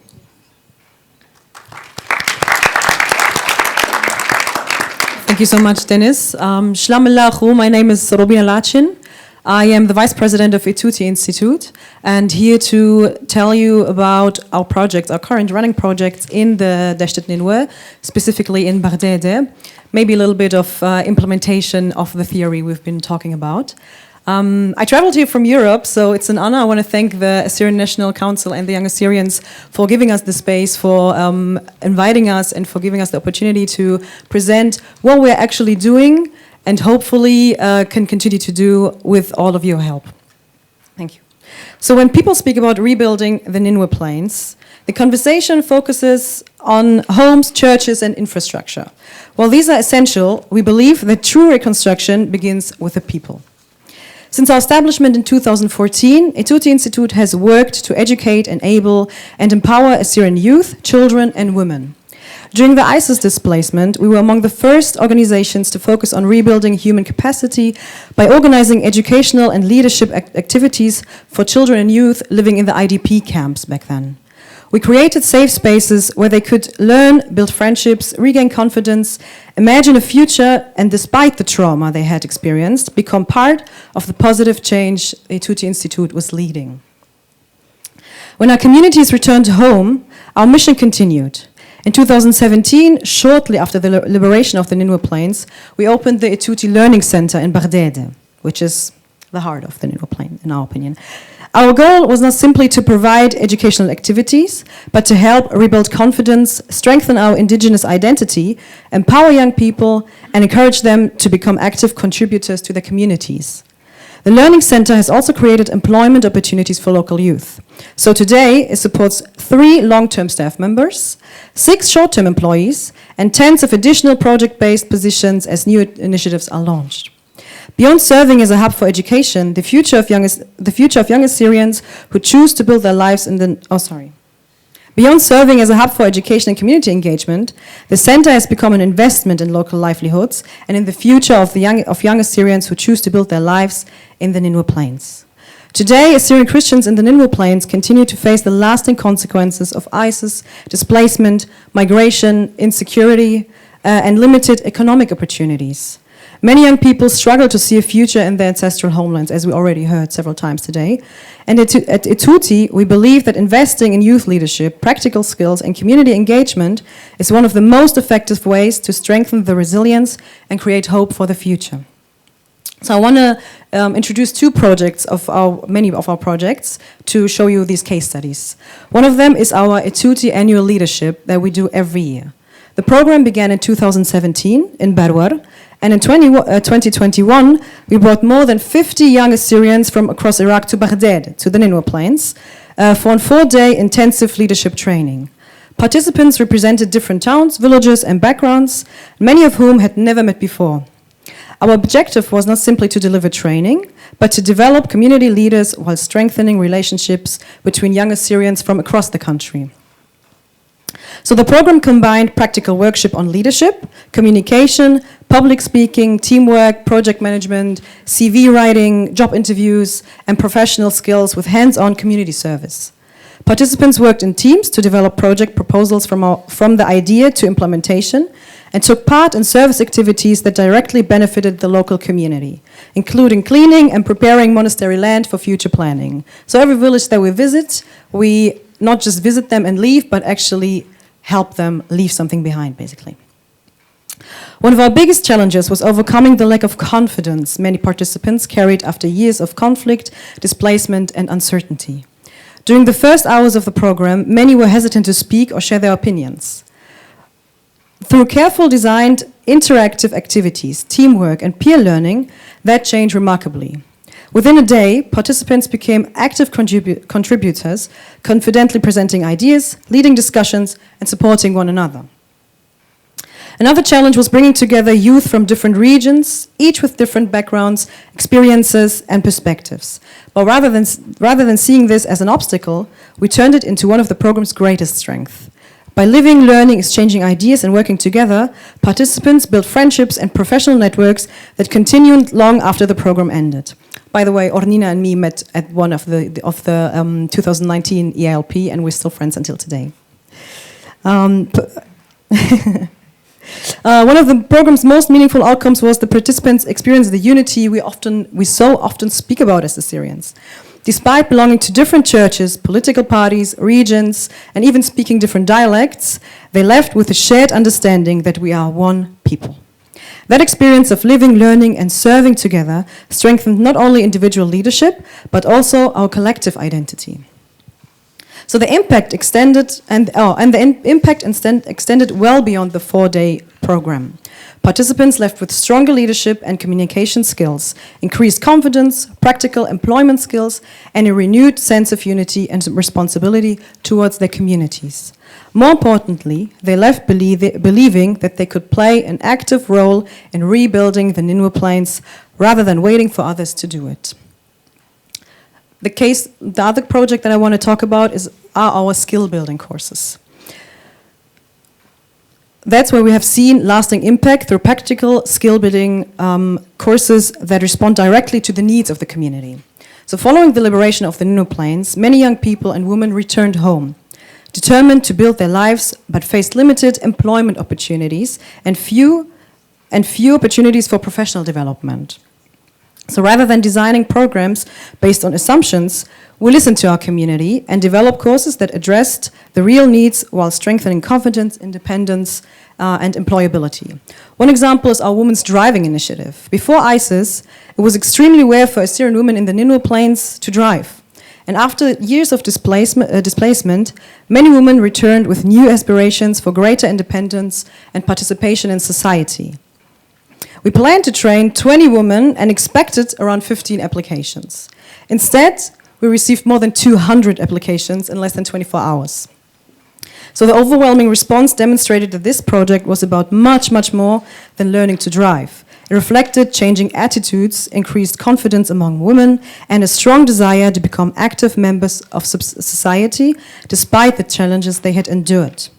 Today, it is increasingly common to see Assyrian women driving in the streets of Baghdad, and we continue to receive requests to offer the program again. The same community-driven approach guides our professional training courses. Through partnership with the GIZ, the Gesellschaft für internationale Zusammenarbeit, it's a German non-governmental organization, and our Assyrian partners of AJM, which is a youth organization in Germany. For the year 2026, we could deliver 2 intensive Microsoft Office training programs, and we are now launching the 3rd course, the Omega Accounting Program. These courses are designed to be practical, intensive, and immediately applicable in the workplace. Participants receive hands-on instructions from professional trainers while developing skills that improve their employment opportunities and increase their confidence. So we certify all these things. All the courses that we do, we give them certificates that they can show, for example, in applications. These courses, the results have been extremely encouraging. Following the Microsoft Office course, 100% of the participants said that they would highly recommend the training to others. Nearly 89% reported that they had successfully gained the skills they needed most, while the remaining participants also reported positive improvement. Half of the participants rated their skills as very good after completing the course, while the other half rated themselves as excellent. Beyond the statistics, these programs provide something more valuable: hope. Every new skill learned, every woman who gains greater independence, and every young person who becomes more employable, and every participant who chooses to invest in their future within the Nineveh Plain contributes to the long-term resilience in our community. So these initiatives are complemented by many other programs at Etuti, including our Ashurbani Pal library within the center, our Ithwa Ulithwa children's reading program, and sports tournaments, arts initiatives, cultural activities that strengthen our identity and create opportunities for young people to learn, volunteer, and serve their communities. Our experience shows that rebuilding the Nineveh Plains requires far more than physical reconstruction. Sustainable recovery depends on rebuilding and investing in people, creating opportunities, strengthening identity, building trust within communities, and developing leaders who will shape the future of our people in their ancestral homeland. Thank you very much.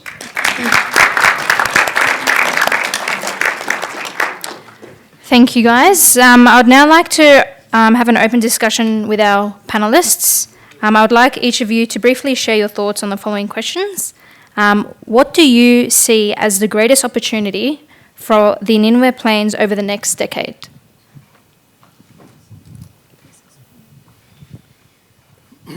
Am I beginning? Yes. I'll start. I think that, firstly, all the speakers were excellent. And I think when I touched on security, I wasn't just talking about armed security, I'm talking about economic security. I think the biggest thing, you have such great agricultural resources in the Nineveh Plains, you have gas, you have so many other things.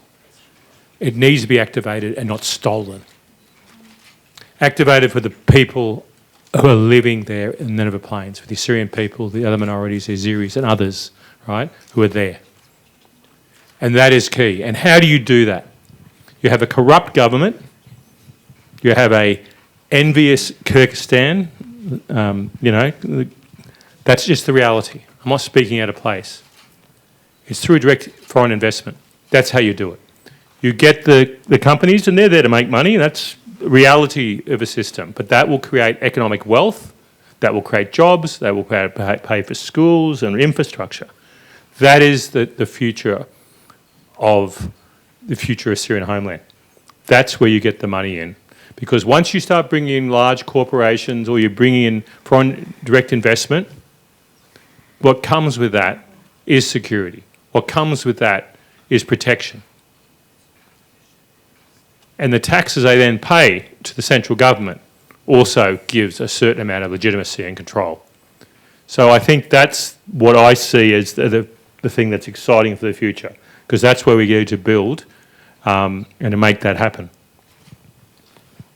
You got one, right? Thank you, Hugh. I think the first thing we need to do is really stop the brain drain or the youth that are leaving. And, you know, a seed planted today does not bear fruit for another couple of years. We have to send the message to say, here in the diaspora, we see you, we hear you, we empathise with you, we understand your struggle. We are doing this. We are trying to reverse the course of what's happened for pretty much over a century, okay? And then here in the diaspora, we need to start the movement around in concurrent, right? So we're talking about establishing an autonomous region in the Nineveh Plains, but it does not stop us from actually engaging with Assyrians over in Iraq, talking to them about what it is that they do, understanding the capability that they have. Us here in the diaspora, either seeing how we can ship work over to them, transfer money over to them in the space of jobs, and then help them build the capability so that they don't become dependent on us, but we harvest them so that whatever it is that they do, is competitive in an open marketplace. That's really the key, and we've actually been in discussions in the background with regards to that. I know now that there are a few Assyrians from America who've had jobs in the Middle East, especially in those wealth centres such as Saudi Arabia, Dubai, Oman and Qatar and so forth. There's a very small minority who have actually based themselves in the north of Iraq and are travelling back and forth, right? There are a lot of opportunities, and in the meantime, we really need to reach out to these individuals, right, and stop the people from leaving. However that happens, I think we all need to come together. We actually need to really listen to them and ask them what it is that they want from us, right, and how we can help them. And I think that's really the key. Once we are able to stop that, once we're able to, as Dennis says, give the youth some sort of a hope, some sort of work and some sort of an income, then, you know, our job hasn't even really started yet. Thank you. I'll just move on to the next question. What role should governments, civil society and diaspora communities play in supporting long-term development?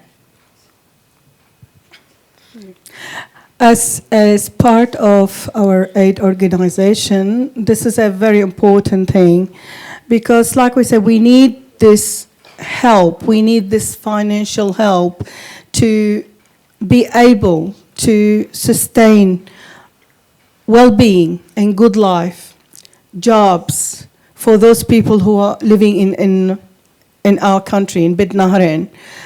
Without that, it's very hard. We're working very, very minimal help from here and there. So we have to have a good plan to look at the future, and we have to work together. Like Brother George said, we have to, you know, help each other. We have very good people. We have very rich people. But a lot of people, they're not here. They don't know what we're doing or where they are. Each one is maybe working for themselves and for their future, for their families. But we have to start working together. We have to our organization have to work together, have to know what the other person is doing. A lot of time, we don't know what the other person is doing, and we go and duplicate what that person have done. So I think it's very important that we work on that plan, we work on the future, and the plan of returning back. Like Dennis said, not everyone will go, but I'm sure there's a lot of people would want to go back and build there. So this is all I have, and thank you very much again. Thank you. I think the expectations, and Robert said it before, Robert Dekhaleda, we need to have a collective responsibility and that collective experience of a long-term mission. And I think that also includes when we talk about employment. I think I would love to see a workplace, not just in Deshta, Dinwe, also in Dohok, in Erbil, where businesses have a minority quota of 25% of its employees have to be Assyrian. Because there is discrimination happening, and we need to eliminate that discrimination. Because as soon as we have a quota of Assyrians working in different sectors, that's when we can start building. And I think it's our responsibility and the responsibility of our non-government organizations. The Young Assyrians is a great example where we go to politicians and we're urging them to act and release statements and put pressure on these politicians in Iraq. Because without foreign interference, there isn't any change. They're comfortable with the status quo. They don't want to challenge it. So we have to challenge that status quo in the diaspora. We have to go to these senators. We have to go to the House of Representatives, and we have to lobby because we want the status quo to change. We want the Assyrians to have a part of Iraq. So I think that would be our long-term strategy as young people. Inject adrenaline. We need an adrenaline rush happening right now with this generation because, and I always say this time to time, how many Assyrian activists were there in 1950, 1960, 1970, and we're seeing a decline. We're seeing less young people being involved. So we need an adrenaline rush. We need all the Assyrians to come together, aged between 18 to 35, which is what the constitution of our organization says, to get involved and to start lobbying with us. Because right now, to be transparent, there's 8 of us on the team just in Sydney. I want to see 24 people go into 3 groups, 20 senators in one day. Now, some of you guys may laugh from JJI, but I would hope for that to happen one day where we have 3 different groups with 6 people, 7, and going to different meetings with senators from across the political spectrum and just lobbying and fighting for our people. So that would be my long-term strategy. Thank you to our panellists for a thoughtful and engaging discussion. Unfortunately, due to our time restraints, we're just going to end this session. And I'm going to stop you there just for 1 second. I know you get sick of politicians talking, but I mean, sitting here thinking, what can we do? We heard what Robert said. We've heard others. Article 125 needs to be lobbied and it needs to start somewhere. So I've got a commitment which I'm going to give, and I haven't cast this with anyone, the young Assyrians, but I will go back to Sydney tomorrow. I'll be in Parliament tomorrow afternoon. I will go and see the New South Wales Premier, and I'll put to him that we need to move a notice of motion in the Parliament that pushes the Iraqi government to start implementing 125.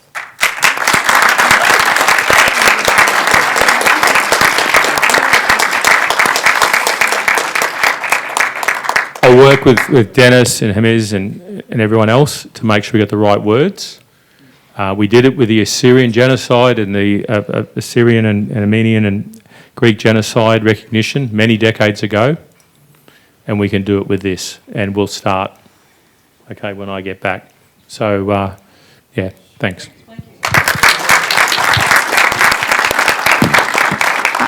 Just before we end it, I'll just have one final question for Robina. What is one practical step that can be taken today to improve outcomes for future generations? Thank you so much. I think the practical steps are already in motion. We just have to have more of them, and we just have to have more people involved in them. So Etuti is one of many examples, and with all of our projects, our little ones, like the little projects like the Ithwa Lithwa reading program, the ELP, we have scholarships. We have student scholarships that we offer to Assyrian students in Iraq and in Armenia. It's not Nineveh Plains, but it's Assyrian students in general. We need to have the connection between the diaspora and the homeland. We need to, I'm speaking from the perspective of a social scientist and the NGO. So we need to have people, not physically would be best, but not just physically going back, but connecting. So I grew up in Germany, but I got involved because I met some people, and then they said, hey, come join this and do that, do the projects. It's very easy. It's not that complicated. We speak in theory, and we speak with politics, and these things are complicated. But practical, getting involved is really easy. We can just talk to each other, we can message each other, we can share ideas, and we can implement them. If any of you has an idea to do something in the Nineveh Plain, please hit us up. Message us on Instagram, message us on Facebook, message us on any platform that you can find us, and tell us, because we have a Volunteer at Syria project as well, where you can, your personal skills, your professional skills, you can do projects in the Nineveh Plains. So I think that is it's just easy. We just have to do it. Thank you. Thank you again to our panellists, and we'll just end our session now and move on to our final. Thank you.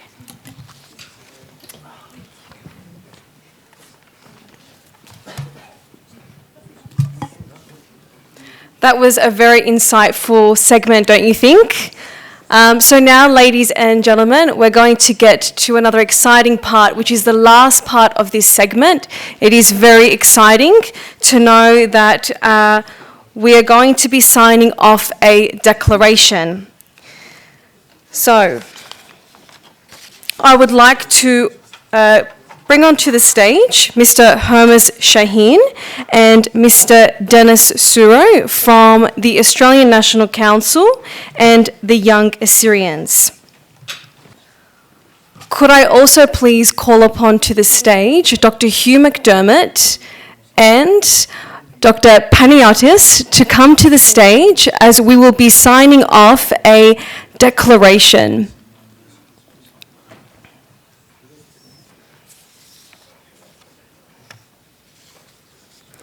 So just to let you guys know, this represents a shared vision for the future of the Nineveh plans and will serve as an important foundation for the Assyrian National Council of Australia, as well as the Young Assyrians advocacy moving forward.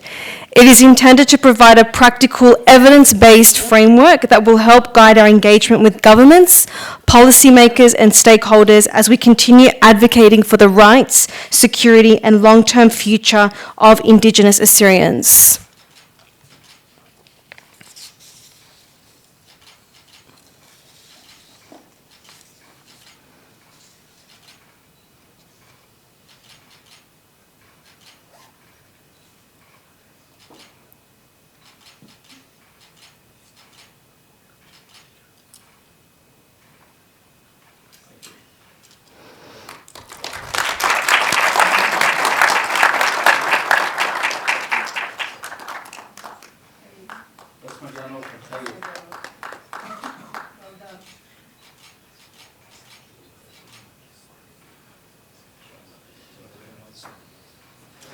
Can we have another round of applause, please, guys?